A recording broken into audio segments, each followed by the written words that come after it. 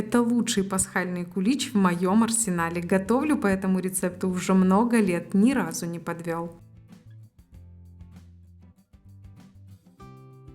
Приготовим опару. Смешиваем 250 мл теплого молока, 6 грамм сухих дрожжей, немного перемешиваем. Теперь добавляем 250 грамм муки и еще раз хорошо перемешиваем. Получается вот такая густая и вязкая опара. Накрываем ее пищевой пленкой или полотенцем и ставим в теплое место на 30-40 минут, чтобы она поднялась, то есть увеличилась в объеме. А пока отделяем белки от желтков 3 яиц. Яйца должны быть комнатной температуры.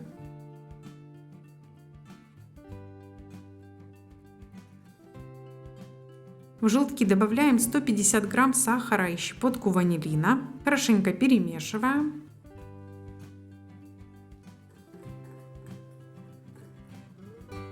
А в белки добавляем щепотку соли и взбиваем в пышную пену.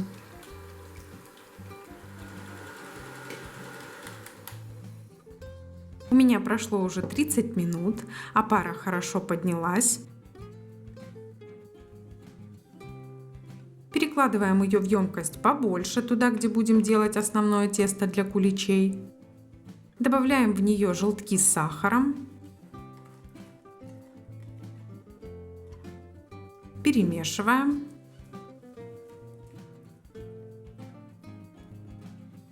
Дальше добавляем 100 грамм размягченного сливочного масла, именно размягченного, не топленого. Снова хорошо перемешиваем. И еще добавляем взбитые белки.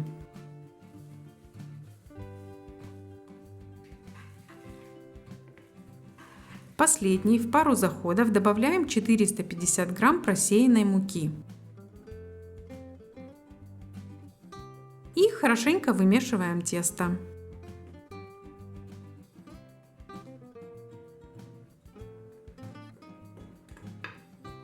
Для удобства я воспользуюсь миксером со специальными насадками для теста.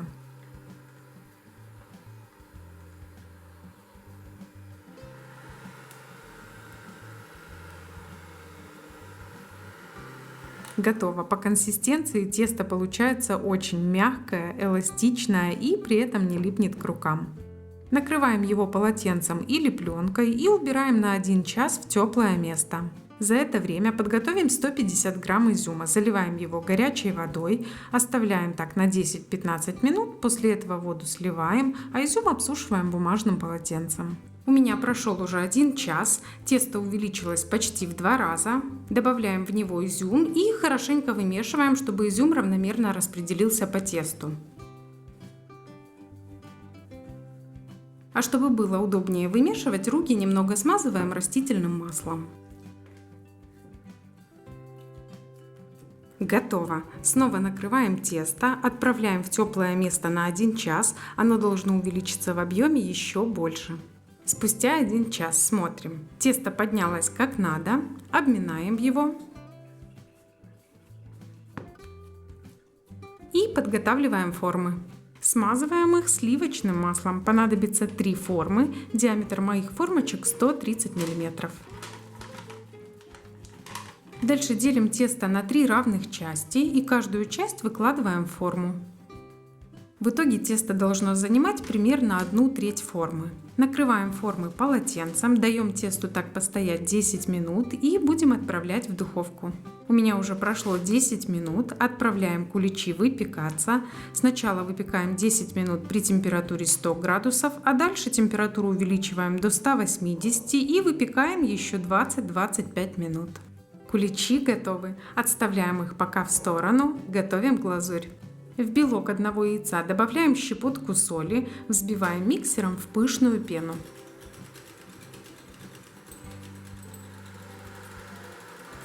Теперь, не переставая взбивать, постепенно добавляем 1 пакетик готовой глазури или 100 грамм сахарной пудры. После этого взбиваем еще пару минут.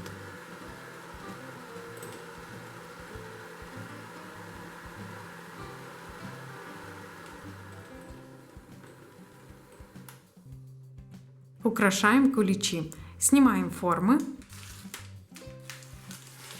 Смазываем сверху глазурью.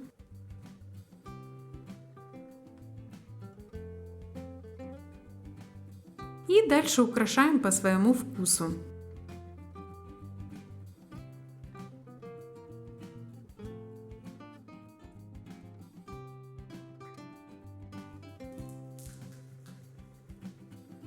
Даем глазури полностью застыть и можно подавать.